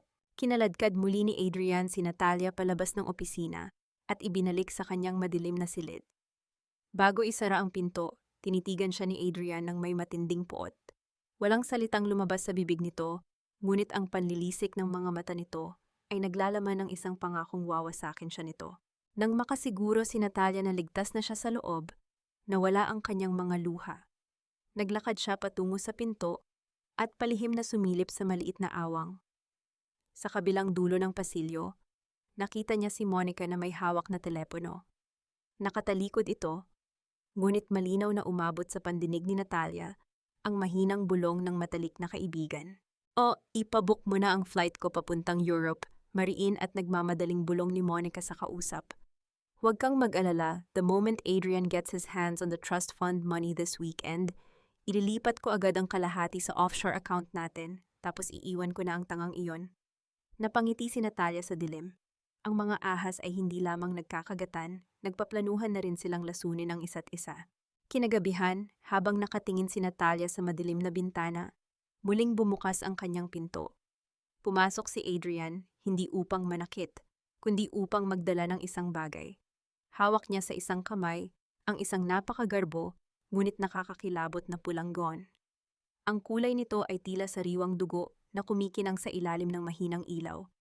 Inilapag ito ni Adrian sa ibabaw ng kama, ang kanyang ngiti ay walang kasing lamig. "Magpahinga ka na, mahal ko. Magpaganda ka para bukas." Malambing ngunit nakaririnding bulong ni Adrian. "Dahil sa pampamilyang gala bukas ng gabi, ipapakilala kita sa buong mundo bilang pinakakawawang babae sa lipunan. At iyon na ang huling araw na makikita mo ang liwanag." Nakalatag sa ibabaw ng malapad niyang kama ang pulang gown. Sa ilalim ng malamlam na liwanag ng buwan, ang telang seda ay tila isang malaking lawa ng sariwang dugo na nagbabadyang lumamon sa kanyang buong pagkatao. Tinitigan ito ni Natalia ng walang kurap. Alam niya ang intensyon ni Adrian sa pagpili ng kulay na ito. Gusto nitong magmukha siyang mapanganib, kapansin-pansin, at tuluyan nang nawala sa katinuan sa harap ng buong lupon ng mga direktor at matataas na panauhin sa gala bukas ng gabi. Gusto nitong ipakita sa buong mundo ang isang halimaw na kailangan ng ikulong. Dahan-dahan niyang inilapat ang kanyang nanginginig na mga daliri sa makinis na tela. Ang lamig nito ay nanuot sa kanyang balat, ngunit sa halip na matakot, isang mainit at nag-aalab na tapang ang sumibol sa kanyang dibdib. Hindi ito magiging kasuotan niya patungo sa sariling libingan. Ang pulang telang ito ang magiging baluti niya sa digmaan. Binasag ng marahang pagbukas ng pinto ang kanyang malalim na pag-iisip. Pumasok si Yaya Loring, ang mukha ay balot ng kaba, ngunit ang mga mata ay kakikitaan ng matinding determinasyon. Mabilis itong lumapit kay Natalia, at may inilagay na isang napakaliit na bagay sa kanyang palad, ang memory card mula sa lihim na camera na itinago niya sa loob ng laruang oso. "Nakuha ko na ang lahat ng laman, anak." Humihikbing bulong ni Yaya Loring habang hinahaplos ang buhok ni Natalia. "Nandyan ang lahat ng usapan nila. Ang pag-amin nilang nilalason ka nila at ang mga kababuyang ginagawa nila sa loob ng pamamahay mo kapag nakatalikod ka." Napapikit si Natalia at mahigpit na kinuyom ang kanyang palad. Iniingatan ang maliit na piraso ng teknolohiya na naglalaman ng kanyang kalayaan. "Salamat, Yaya. Naipadala mo ba ang kopya kay Attorney Vergara?" "Opo, inabot ko sa tauhan niya sa likod ng gate kanina," sagot ng matanda bago dumukot ng isang manipis na puting sobre mula sa bulsa ng kanyang lumang duster. Pinabibigay din ni attorney ito, ang huling hakbang para bukas. Binuksan ni Natalia ang sobre. Laman nito ang isang maliit na earpiece at isang maikling mensahe mula sa abogado na nagpapaliwanag kung paano siya makakakonekta sa system ng Grand Ballroom bukas ng gabi. Ang patibong ay plansado na. Ngayon, kailangan na lamang nilang hintayin ang pagpasok ng mga sakim na daga. "Mag-iingat ka, Natalia. Masyadong desperado si Adrian. Narinig ko silang nag-aaway ni Monica kanina sa kusina," babala ni Yaya Loring. Upang makasiguro, dahan-dahang lumabas si Natalia sa kanyang silid matapos umalis ni Yaya Loring. Naglakad siya nang walang sapin sa paa, tila isang aninong nakikipagsanib sa madilim na pasilyo ng malaking mansyon. Nang makalapit siya sa hagdanan, narinig niya ang nag-uumapaw na tensyon mula sa ibaba. Ang matinis na boses ni Monica ay pilit na ibinababa, ngunit umaalingaw-ngaw pa rin sa katahimikan ng gabi. "Bakit ba kailangan ko pang magsuot ng simpleng itim na dress bukas, Adrian? Ako dapat ang bida. Ako ang papalit sa posisyon ng baliw mong asawa." Naiinis na angil ni Monica. Sumagot si Adrian, ang boses ay mabigat at puno ng pagbabanta. "Shut up, Monica. Huwag mo akong iritahin ngayon. Kailangan nating magmukhang nagluluksa at nag-aalala sa harap ng board of directors. Hindi ito fashion show at huwag kang umaktong parang hawak mo na ang yaman ko. Kung hindi dahil sa pagiging burara mo sa mga papeles, hindi sana tayo nagkakagulo ngayon. Yaman mo? Excuse me, Adrian. Kung hindi dahil sa tulong ko sa pagpapainom ng gamot sa baliw mong asawa, wala kang makukuha, panunumbat ni Monica. And don't you dare act like you own me. Alam kong may tinatago ka rin sa akin. Tumalikod na si Natalia bago pa man magkasakitan ng dalawa. Ang alyansa ng mga halimaw ay tuluyan ng nagbibitak-bitak dahil sa kasakiman. Nang mapadaan siya sa isang malaking salamin sa pasilyo, napatigil siya. Pinagmasdan niya ang sariling refleksyon. Ang magulong buhok, ang maputlang labi, at ang mga matang pugto sa pag-iyak. Tila hindi na niya kilala ang babaeng nakatitig sa kanya. Marahan niyang pinunasan ang natirang basa sa ilalim ng kanyang mga mata. Itinaas niya ang kanyang baba at inayos ang kanyang postura. Sa dilim ng pasilyong iyon, namatay ang mahinang Natalia at isinilang ang isang reynang handang maningil ng utang na dugo.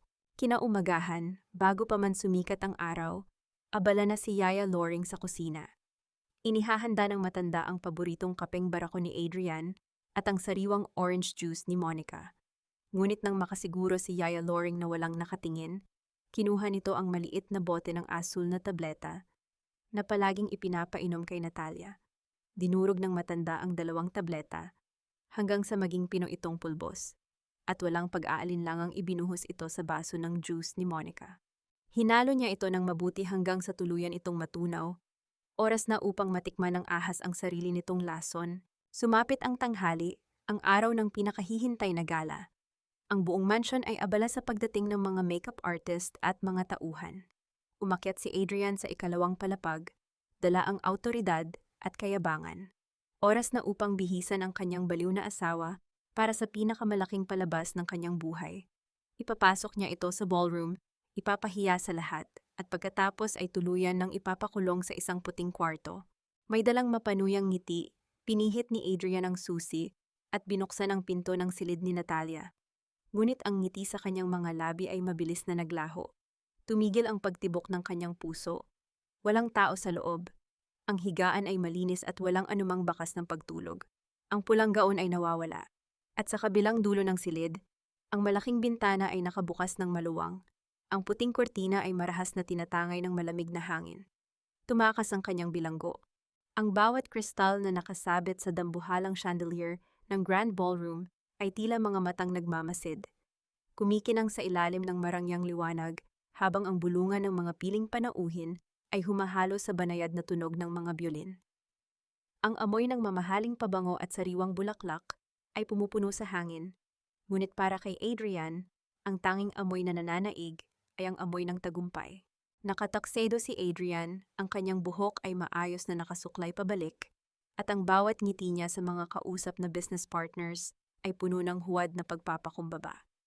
Sa tabi niya ay si Monica na ayon sa plano ay nakasuot ng isang simpleng itim na bestida, isang balat kayo ng pagluluksa at pakikiramay. Napakabait mong asawa, Adrian. Isang malaking sakripisyo ang ginagawa mo para kay Natalia, sabi ng isang matandang direktor ng kumpanya habang tinatapik ang balikat ng lalaki. Bumuntong hininga si Adrian, ang kanyang mukha ay biglang nagpakita ng matinding lungkot. Gagawin ko ang lahat para sa kanya, sir. Masakit man sa loob ko na makita siyang wala sa sarili, kailangan kong magpakatatag para sa kinabukasan ng aming pamilya at ng kumpanya. Habang nagsasalita si Adrian, pasimpleng humawak si Monica sa braso nito. Namumutla ang babae at bahagyang nanginginig ang kanyang mga kamay. Ang lason na inihalo ni Yaya Loring sa kanyang inumin kanina ay unti-unti nang nananalaytay. Ang paligid ni Monica ay tila umiikot at ang malalakas na tawanan ng mga tao ay nagiging parang matatalim na sitsit sa kanyang pandinig. Adrian, hindi ako pakiramdam ng maganda, bulong ni Monica, pilit na itinatago ang pagkilo ng kanyang sikmura. Magtiis ka, maring sagot ni Adrian sa gilid ng kanyang mga labi, hindi nawawala ang ngiti sa mga panauhin. Ngayon ang gabi ng pagbagsak niya, huwag kang gagawa ng eksena. Sa kabilang dulo ng ballroom, sa likod ng malalaking pintong kahoy, isang figura ang tahimik na naghihintay. Sa loob ng isang maliit at madilim na silid-bihisan, nakatayo si Natalia sa harap ng salamin. Ang pulang gaon ay yakap na yakap ang kanyang katawan. Ang kulay nito ay tila nagniningas na apoy sa gitna ng kadiliman. Ang kanyang mukha ay maputla. Ang kanyang mga mata ay tila malayo ang tingin. Isang perpektong larawan ng isang babaeng nawawala sa katinuan. Ngunit sa ilalim ng kanyang buhok, maayos na nakatago ang isang maliit na earpiece. Lumapit si Yaya Loring sa kanyang likuran. Ang matanda ay nanginginig din, ngunit ang kanyang mga kamay ay nananatiling matatag habang dahan-dahang inaayos ang huling hibla ng buhok ni Natalia. "Anak, ito na iyon," bulong ni Yaya Loring. Ang boses ay basag sa emosyon. "Tumingin ka sa akin." Humarap si Natalia. Hinawakan ng matanda ang kanyang mga pisngi. "Huwag mong kakalimutan kung sino ka. Ikaw ang anak ni Esmeralda. Ang dugong nananalaytay sa iyo ay hindi gawa sa takot. Pakita mo sa kanila ang lakas ng isang reynang binaliwala." Ipinikit ni Natalia ang kanyang mga mata. At huminga ng malalim, ninanamnam ang huling sandali ng katahimikan bago ang unos. "Salamat, Yaya. Para kay Mama. Para sa atin." Biglang bumukas ang pinto. Pumasok ang dalawang lalaking bouncer na inupahan ni Adrian upang bantayan si Natalia. "Ma'am, oras na po. Hinihintay na kayo sa entablado," malamig na utos ng isa sa mga lalaki. Naglakad si Natalia palabas. Ang bawat hakbang niya ay tila pagtapak sa mga bubog ng kanyang nakaraan. Habang binabaybay ang pasilyo patungo sa Grand Ballroom, naririnig niya ang boses ni Adrian mula sa mga speaker. Nagsisimula na itong magsalita sa harap ng lahat. Mga kaibigan, pamilya, at mga kasamahan sa negosyo, simula ni Adrian, ang boses ay puno ng emosyon. "Ngayong gabi, nais kong ipakilala sa inyo ang aking mahal na asawa. Ngunit bago iyon, nais kong humingi ng paumanhin sa kanyang kalagayan." Ang sakit na lumalamon sa kanyang isipan ay isang pagsubok na tanging pagmamahal lamang ang makakatalo. Bumukas ang malalaking pinto ng ballroom. Ang lahat ng mata ay lumingon. Ang katahimikan ay tila isang mabigat na kumot na bumalot sa buong silid nang makita nila ang isang babaeng nakapula, magulo ang ilang hibla ng buhok, at may mga matang tila tumitingin sa mga bagay na hindi nila nakikita. Inalalayan ni Adrian si Natalia patungo sa entablado. Ang bawat hawak ni Adrian sa kanyang siko ay tila isang pag-angkin, isang deklarasyon ng pagmamay-ari. Habang naglalakad, napansin ni Natalia si Attorney Vergara sa dulong bahagi ng crowd. Tumango ito ng bahagya. Isang hudyat na ang lahat ng technical na aspeto ay nakahanda na. Nang makatayo na sila sa gitna ng entablado, kinuha ni Adrian ang mikropono. Lumingon siya kay Monica na nasa gilid, na ngayon ay hawak-hawak na ang kanyang ulo dahil sa tindi ng hilo at mga aninong nagsisimulang sumayaw sa kanyang paningin. "Narito ang aking asawa, si Natalia," malakas na pahayag ni Adrian. "At sa harap ninyong lahat, dahil sa kanyang kawalan ng kakayahan na magpasya para sa kanyang sarili, formal ko nang lalagdaan ang mga dokumentong maglilipat ng lahat ng kanyang tungkulin sa akin bilang kanyang tanging tagapagtanggol." Isang lalaki ang lumapit dala ang asul na folder. Inabot ni Adrian ang pluma, ang kanyang mga kamay ay hindi nanginginig. Humarap siya sa madla, handa nang itarak ang huling saksak sa buhay ni Natalia. Ngunit bago pa man dumapo ang dulo ng pluma sa papel, isang malakas at nakabibinging static ang umaling-awngaw mula sa mga speaker. Ang mga ilaw sa ballroom ay biglang kumitap-kitap, at ang malaking screen sa likuran nila ay biglang nagliwanag. Hindi ang logo ng kumpanya ang lumabas, kundi isang madilim na video na tila kuha mula sa loob ng isang silid-tulugan. Natigilan si Adrian. Ang kulay sa kanyang mukha ay unti-unting naglaho habang ang unang boses mula sa video ay narinig ng lahat ng panauhin. Ang bawat mata sa loob ng Grand Ballroom ay nakapako sa dambuhalang screen. Ang katahimikan ay tila isang matalim na kutsilyo na humihiwa sa hangin habang ang malabong video mula sa loob ng silid-tulugan ni Natalia ay nagsimulang maging malinaw. Ang boses ni Adrian, na kanina lamang ay puno ng huwad na pag-ibig, ay umalingaw-ngaw sa mga speaker, mabagsik, malamig, at walang puso. "Wala na siyang kwenta, Monica. Hayaan mo siyang mabulok sa sarili niyang mga gunita. Pagkatapos ng gala, akin na ang lahat." Ang boses ni Adrian mula sa video ay tila isang kulog na yumanig sa buong silid. Kasunod nito ang hitsura ni Monica sa screen, hinahalungkat ang mga alahas ni Natalia habang tumatawa. "Siguraduhin mo lang na hindi siya magigising, babe. Ang asul na tableta ay sapat na para burahin ang natitira niyang katinuan." Isang kolektibong singhap ng pagkagulat ang nagmula sa mga panauhin. Ang mga bulong-bulungan ay mabilis na napalitan ng mga sigaw ng pagkadismaya at galit. Ang mga matatandang direktor na kanina ay tinatapik ang balikat ni Adrian ay mabilis na lumayo, ang kanilang mga mukha ay balot ng pandidiri. Nabitawan ni Adrian ang gintong pluma. Ang kanyang mukha na kanina ay mapula sa tagumpay ay naging kasing puti ng abo. Nanginginig ang kanyang mga kamay habang pilit na sumisigaw sa mga teknisyan. Patayin niyo iyan! Isang paninira lamang ito. Sinungaling ang gumawa niyan. Bulyaw ni Adrian, ngunit ang kanyang boses ay naging manipis at desperado sa gitna ng malalakas na komento ng madla. Sa gilid ng entablado, si Monica ay tuluyan ng bumigay. Ang epekto ng gamot na inihalo ni Yaya Loring ay umabot na sa rurok nito. Ang mga mukha ng mga panauhin ay tila naging mga halimaw sa kanyang paningin. Ang mga chandelier ay tila mga dambuhalang gagamba na babagsak sa kanya. Umalis kayo, huwag niyo akong hawakan. Tili ni Monica habang iwinawasiwas ang kanyang mga kamay sa hangin, pilit na itinataboy ang mga aninong siya lang ang nakakakita. Natalia, bakit ka narito? Patay ka na dapat. Bakit mo ako tinititigan ng ganyan? Napasalampak si Monica sa sahig. Umiiyak at nagsisigaw, isang tunay na larawan ng kabaliwan na orihinal nilang pinlano para kay Natalia. Ang mga tao ay napaatras sa takot at pandidiri habang pinapanood ang babaeng nagpapakita ng sarili nitong impyerno.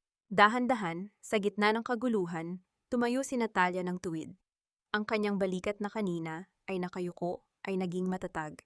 Ang kanyang mga matang tila walang buhay ay biglang nagliwanag sa talino at tapang. Marahan niyang kinuha ang mikropono mula sa nanginginig na kamay ni Adrian. Ang bawat hakbang niya ay puno ng awtoridad, ang pulang seda ng kanyang gaon ay kumakaliskis sa sahig na tila balat ng isang nagbabagong anyong ahas. Hindi ako baliw, Adrian. Ang malamig at malinaw na boses ni Natalia ay nagpatahimik sa buong ballroom. Tumingin siya ng diretso sa mga mata ng asawang taksil. Isang tingin na puno ng pait, ngunit may tagumpay. Ang lason na ibinigay ninyo sa akin ay hindi sapat upang patayin ang katotohanan. Ang bawat tableta, bawat bulong, at bawat pagtataksil ay naitala. Akala nyo ay nakakulong ako sa dilim, pero ang totoo, ang dilim na iyon ang nagmulat sa akin kung sino talaga ang mga halimaw na kasama ko sa bahay. Humarap si Natalia sa madla, ang kanyang boses ay nanginginig sa pigil na emotion. Ngayong gabi, hindi ang paglilipat ng yaman ang mangyayari.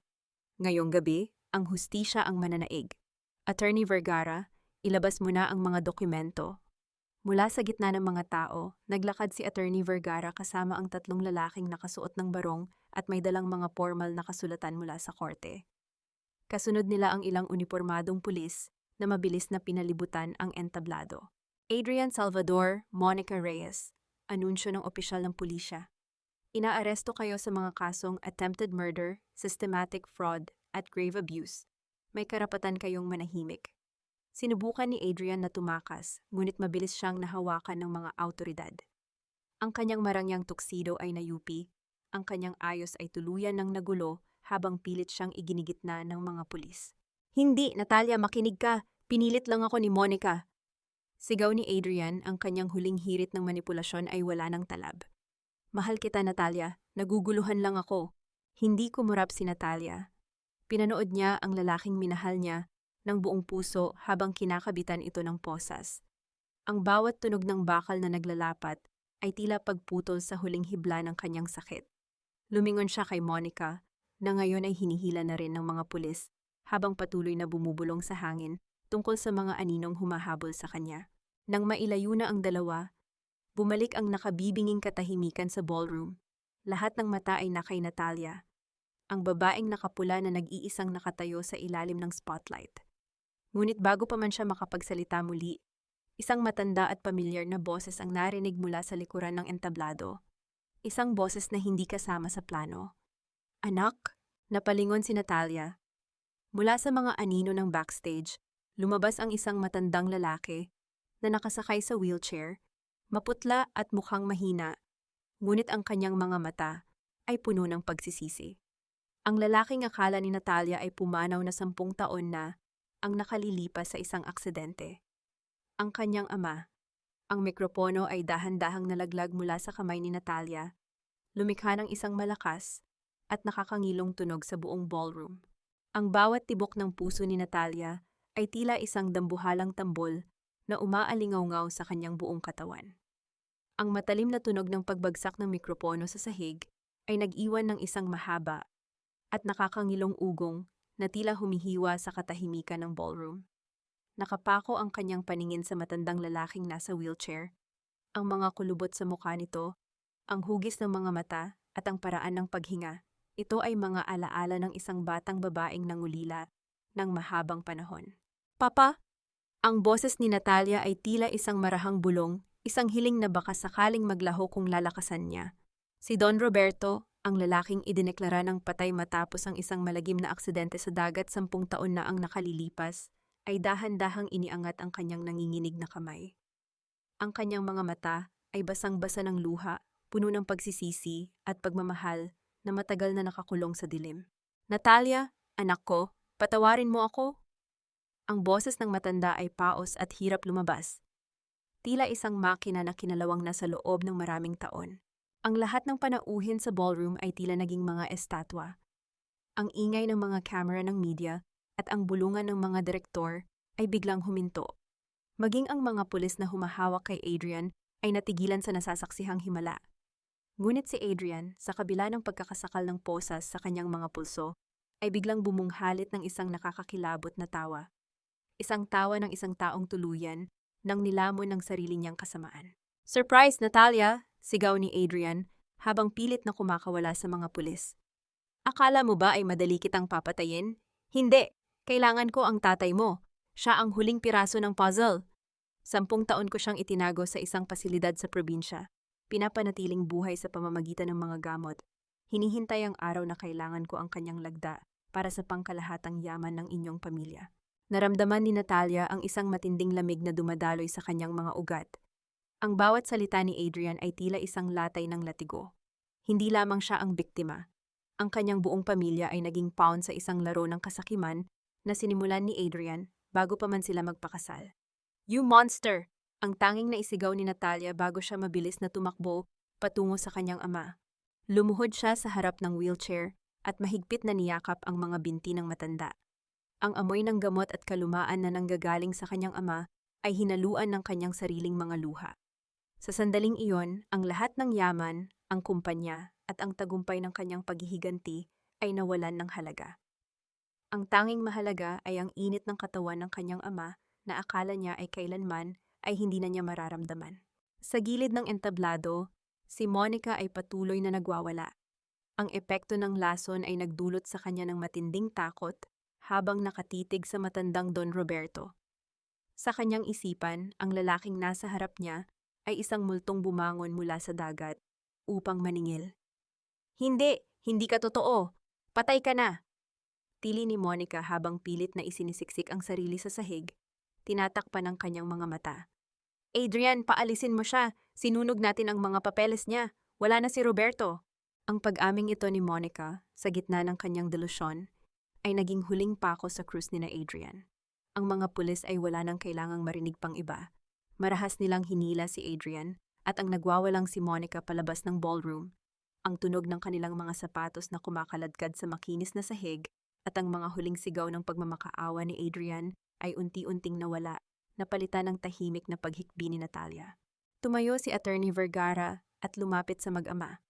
Inilapag niya ang kanyang kamay sa balikat ni Natalia bilang pakikiramay. "Nahanap namin siya sa isang lihim na klinika sa tulong ng mga mensaheng iniwan ng iyong ina sa ilalim ng sahig, Natalia," paliwanag ng abogado. Ginamit ni Adrian ang peking death certificate upang kontrolin ka, habang si Don Roberto ay nanatiling bihag niya. Ngunit tapos na ang gabi ng panlilinlang. Ipinatong ni Don Roberto ang kanyang mahinang palad sa ulo ni Natalia. "Huwag ka nang umiyak, anak. Nandito na si Papa. Hindi ka na nila muling masasaktan." Lumingon si Natalia sa malawak na ballroom. Ang mga panauhin ay dahan-dahang nagsimulang lumabas. Binibigyan ng privacy ang mag-ama, ngunit ang kanilang mga mukha ay puno ng respeto para sa katatagang ipinakita ng babaeng nakapula. Ang marangyang liwanag ng chandelier ay tila naging mas maliwanag, hindi na bilang simbolo ng yaman, kundi bilang simbolo ng katotohanang nagtagumpay laban sa dilim. Napatingin si Natalia sa kanyang sariling mga kamay. Wala na ang panginginig. Wala na ang takot. Ang bawat saksak na ibinigay sa kanya ng tadhana ay nag-iwan ng peklat. Ngunit ang mga peklat na iyon ang naging mapa niya patungo sa kalayaan. Sa gabing ito, ang hustisya ay hindi lamang nakamit sa pamamagitan ng rehas ng kulungan, kundi sa pamamagitan ng pagbabalik ng pag-asang matagal nang ninakaw sa kanya. Ang bawat sulok ng mansyon, na dati ay tila isang malawak at madilim na bilangguan, ay dahan-dahang pinupuno ng liwanag ng bukang liwayway. Ang katahimikang bumabalot sa pasilyo ay hindi na nakabibingi o nakatatakot. Ito ay isang katahimikang nagbibigay ng pagkakataon sa mga sugat na magsimulang maghilom. Sa loob ng silid ni Don Roberto, ang dahan-dahang pag-angat at pagbaba ng dibdib ng matanda habang mahimbing na natutulog ay ang tanging musikang kailangan ni Natalia upang maniwala na ang lahat ng ito ay hindi na isang panaginip. Nakaupo si Natalia sa tabi ng bintana. Hawak ang isang tasa ng mainit na tsaa na inihanda ni Yaya Loring. Pinanood niya ang unti-unting pag-akyat ng araw sa abot tanaw, ang mga kulay ng rosas at lila na nagpapataboy sa huling bakas ng dilim. Ang kanyang mga kamay, na dati ay nanginginig sa takot at epekto ng lason, ay matatag na ngayong nakahawak sa tasa. Wala na ang kaba, wala na ang kailangang patunayan sa mundo. Anak, kailangan mong kumain kahit konti, marahang bulong ni Yaya Loring habang inilalapag ang isang mangkok ng mainit na lugaw sa maliit na mesa. Ang boses ng matanda ay puno ng kalinga. Ang mga mata ay bakas ang pagpapasalamat na nalampasan nila ang unos. Salamat, Yaya. Hindi ko alam kung nasaan ako ngayon kung wala ka. Sagot ni Natalia, ang kanyang boses ay malinaw at payapa. Inabot niya ang kamay ng matanda at pinisil ito ng mahigpit. Ikaw ang naging liwanag ko sa pinakamadilim na bahagi ng buhay ko. Utang na loob ko sa iyong ina ang protektahan ka, Natalia. At ngayon, nakikita ko sa iyo ang katatagan ni Esmeralda. Nakangiting sagot ni Yaya Loring bago tahimik na lumabas upang bigyan ng oras ang mag-ama. Dahan-dahang iminulat ni Don Roberto ang kanyang mga mata. Nang makita niya ang kanyang anak na nakaupo sa tabi niya, isang mahinang ngiti ang sumilay sa kanyang maputlang labi. Inabot ni Natalia ang kamay ng kanyang ama. Ang mga daliri ng matanda ay parang mga tuyong dahon, ngunit ang init ng dugo nito ay nagbibigay ng katiyakan. Papa, kumusta po ang pakiramdam niyo? Tanong ni Natalia habang iniaayos ang kumot ng ama. Tila gumaan ang aking pakiramdam, Hija.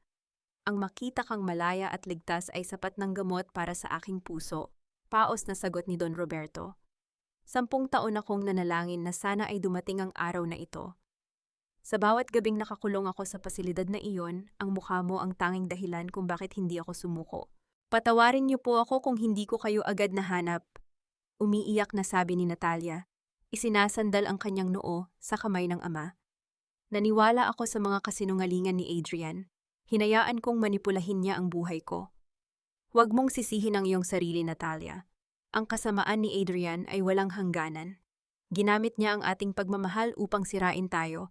Ngunit tignan mo tayo ngayon, narito tayong muli, magkasama, pag-aalo ng matanda. Binasag ang kanilang sandali ng isang mahinang katok sa pinto. Pumasok si Attorney Vergara, bitbit ang ilang mga dokumento at ang balita mula sa labas ng mansyon. Ang kanyang mukha ay seryoso, ngunit may bahid ng kasiyahan. Natalia, Don Roberto, may balita na mula sa presinto, simula ng abogado. Adrian is desperately trying to negotiate. Sinisisi niya ang lahat kay Monica. Sinasabing pinilit lang daw siya nito para makuha ang yaman niyo. Ngunit sa dami ng ebidensyang ipinadala natin, walang korte ang maniniwala sa kanya. He is looking at a life sentence for multiple crimes. At si Monica? Tanong ni Natalia, ang kanyang tinig ay walang halong galit, kundi matinding awa para sa isang kaibigang nilamon ng inggit. Bumuntong hininga si Attorney Vergara. Si Monica ay nananatili sa psychiatric ward ng kulungan. Ang epekto ng gamot na inihalo sa inumin niya ay nagdulot ng isang matinding psychotic break. Patuloy siyang nagsisigaw tungkol sa mga multo at mga aninong humahabol sa kanya. She is truly experiencing the hell she planned for you, Natalia. Karma has a way of returning to its source. Tumitig si Natalia sa malayo. Ang bawat salita ng abogado ay tila pagtatapos ng isang madilim na kabanata. Ang hustisya ay hindi lamang isang papel mula sa korte. Ito ay ang katotohanang bawat gawaing masama ay may katumbas na kabayaran at ang bawat sugat ay may oras ng paghilom. Nang umalis ang abogado, dahan-dahang tumayo si Natalia at lumapit sa salamin. Pinagmasdan niya ang kanyang sarili. Wala na ang babaeng nakapula na nagpapanggap na baliw sa entablado. Ang babaeng nasa harap niya ngayon ay si Natalia Salvador, ang tagapangalaga ng dangal ng kanyang pamilya, ang boses ng mga hindi makapagsalita, at ang anak na nagtagumpay sa pag-ibig laban sa puot. Kinuha niya ang suklay at dahan-dahang sinuklay ang kanyang buhok. Ang bawat hagod ay tila pag-aalis ng mga huling bakas ng alikabok ng kanyang nakaraan. Lumingon siya sa kanyang ama at ngumiti. Papa, kapag malakas na kayo, aalis tayo rito. Pupunta tayo sa dagat, doon sa paborito nating bakasyonan ni Mama. Magsisimula tayong muli, masayang pahayag ni Natalia.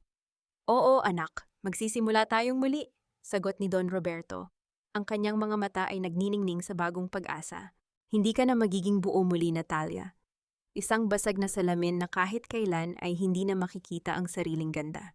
Ang mga salitang iyon ni Adrian na binibigkas niya tuwing gabi habang sa pilitang pinapainom si Natalia ng gamot ay tila isang sumpa na nanatiling nakaukit sa mga dingding ng kanyang isipan. Ngunit ngayong umaga, habang hinihila ni Natalia ang dambuhalang itim na plastic na bag sa gitna ng kanilang dating silid, ang mga salitang iyon ay tila mga tuyong dahon na lamang na tinatangay ng hangin. Wala na itong talab, wala na itong lason. Dahan-dahang binuksan ni Natalia ang malaking aparador ni Adrian.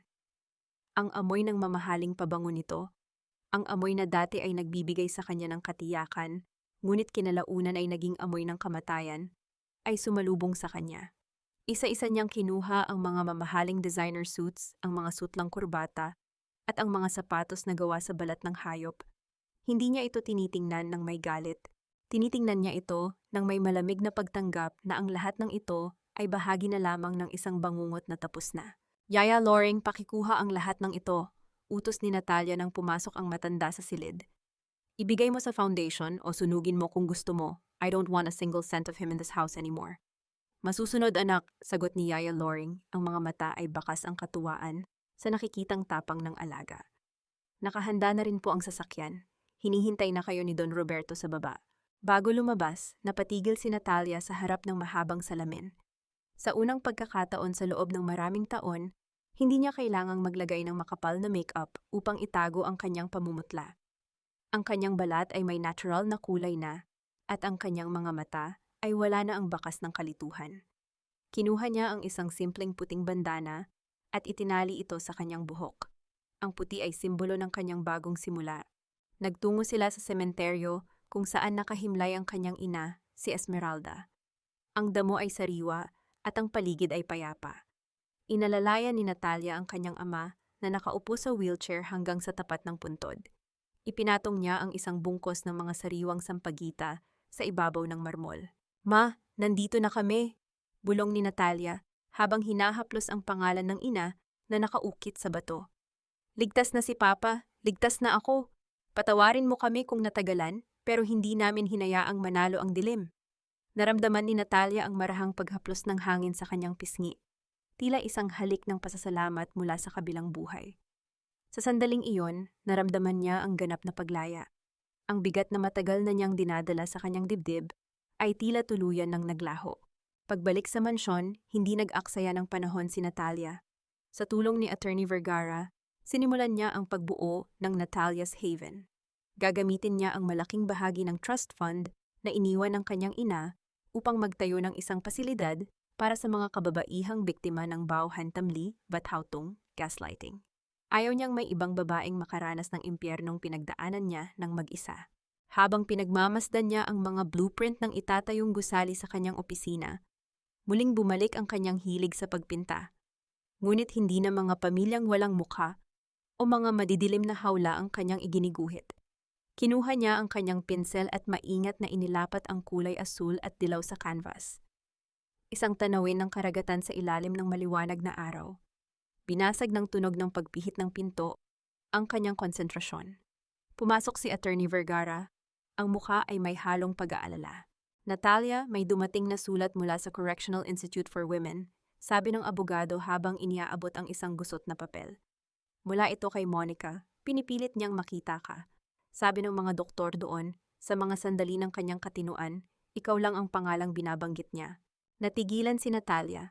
Ang pangalang Monica ay tila isang luma at kalawanging pako sa kanyang memorya. Tumingin siya sa kanyang ama na payapang nagbabasa ng libro sa hardin na natatanaw mula sa bintana, at pagkatapos ay muling tumingin sa sulat sa kanyang mesa. Kailangan ko siyang puntahan, attorney, matigas na sabi ni Natalia. Hindi para sa kanya, kundi para sa huling bahagi ng aking paghilom. Kailangan kong makita ang mukha ng katotohanan sa huling pagkakataon. Habang naglalakad si Natalia patungo sa pintuan, isang mabilis na anino ang dumaan sa kanyang paningin sa labas ng bintana. Isang pamilyar na itim na sasakyan ang nakaparada sa tapat ng gate at isang lalaking nakasuot ng formal na damit ang lumabas.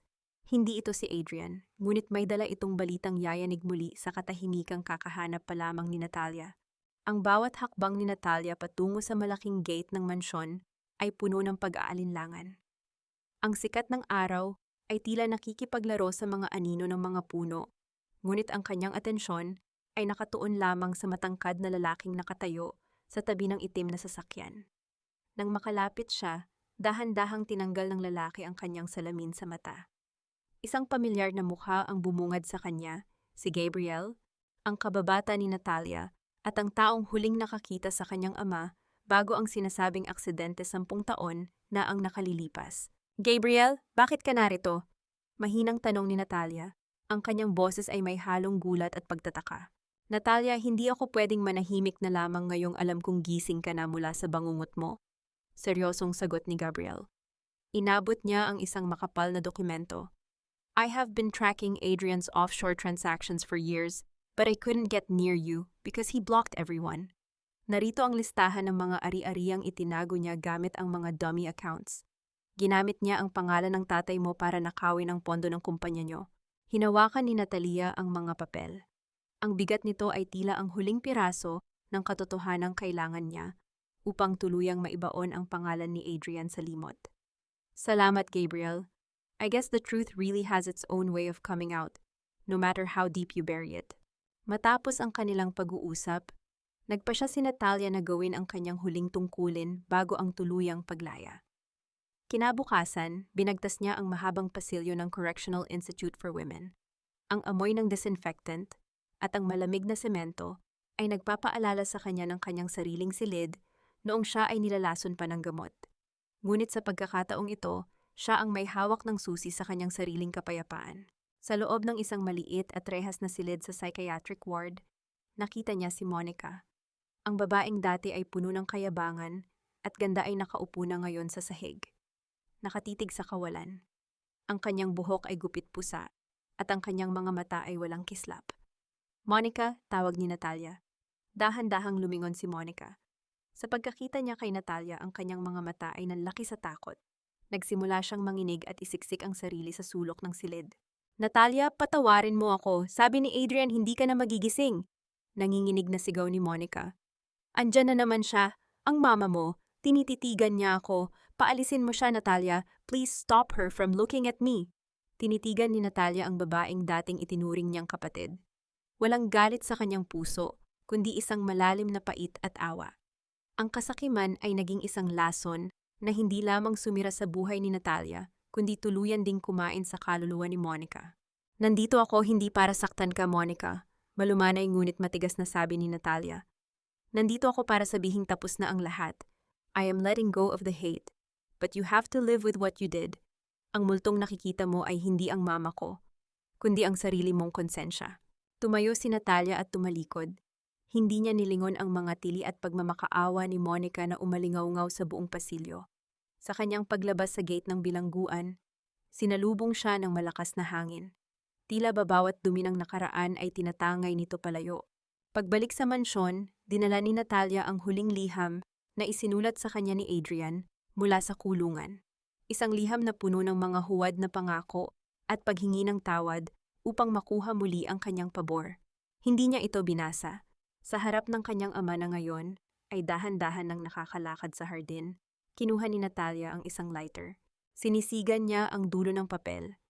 Pinanood niya kung paano lamunin ng apoy ang mga salita ng panlilinlang hanggang sa maging abo ang mga ito at tangay ng hangin sa gitna ng mga bulaklak ng sampagita.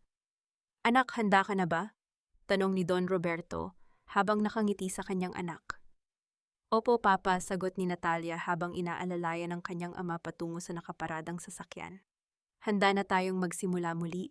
Iniwan nila ang malaking mansyon, hindi bilang mga biktima, kundi bilang mga nagtagumpay. Ang bawat sugat ay naging peklat, at ang bawat peklat ay naging kwento ng katatagan. Ang paglalakbay ni Natalia mula sa kadiliman patungo sa liwanag ay hindi lamang kwento ng paghihiganti, kundi kwento ng isang pusong natutong magpatawad sa sarili upang mahanap ang tunay na kaligayahan. Naglalakad si Natalia sa malawak na hardin ng pasilidad. Suot ang isang maluwag na bestidang asul na sumasayaw sa ihip ng hangin. Huminto siya sa harap ng isang batang babae na nakaupo sa bench, na tila may malalim na iniisip at bakas ang takot sa mga mata. Isang tingin na hinding-hindi malilimutan ni Natalia, dahil iyon ang tingin niya sa salamin 2 taon na ang nakalilipas. Huwag kang mag-alala, Elena, dito ang boses mo ang pinakamahalaga. Wala nang magsasabi sa iyong guni-guni mo lang ang lahat. Malumanay na sabi ni Natalia habang iniaabot ang isang baso ng sariwang juice. Ang kanyang tinig ay wala ng panginginig. Ito ay puno ng awtoridad at pagmamahal. Ngumiti ang babae, isang matipid na ngiti na tanda ng simula ng pagtitiwala. Pinagmasdan ni Natalia ang paligid, mga kababaihang nagtatawanan habang nagpipinta, ang mga silid na puno ng liwanag, at ang mga tauhang handang makinig ng walang paghuhusga. Ito ang kanyang naging misyon, ang gawing lakas ang bawat lason na ipinainom sa kanya noon. Mula sa malayo, narinig niya ang tunog ng gulong ng wheelchair sa semento. Lumabas si Don Roberto mula sa veranda, kasunod si Yaya Loring na may dalang makapal na libro. Kahit mahina pa rin ang katawan ng kanyang ama, ang kislap sa mga mata nito ay muling nagbalik. Hindi na ito ang bihag na nakita niya sa ballroom. Ito na ang kanyang ama na muling natututong mabuhay. Natalia, Hija, oras na para sa hapunan, tawag ni Don Roberto. Ang boses ay malakas at puno ng kagalakan. Lumapit si Natalia at humalik sa pisngi ng ama. Susunod na po ako, Papa. Titingnan ko lang ang huling painting sa gallery. Pumasok si Natalia sa loob ng gusali at huminto sa harap ng isang malaking canvas. Ipinapakita nito ang isang mariposa o paru-paro na dahan-dahang lumalabas mula sa isang madilim at matikid na bahay uod. Ang mga pakpak nito ay kulay ginto at pula, kumikinang sa ilalim ng iginuhit na sikat ng araw. Ito ang huling obra niya, ang simbolo ng kanyang pagkatao. Huminga siya ng malalim, ninanamnam ang amoy ng dagat at ang katahimikan ng kanyang kaluluwa. Wala na ang mga bulong sa dilim. Wala na ang mga aninong humahabol sa kanya. Ang tanging naririnig niya ngayon ay ang tibok ng sarili niyang puso, na sa wakas ay malaya na mula sa tanikala ng nakaraan.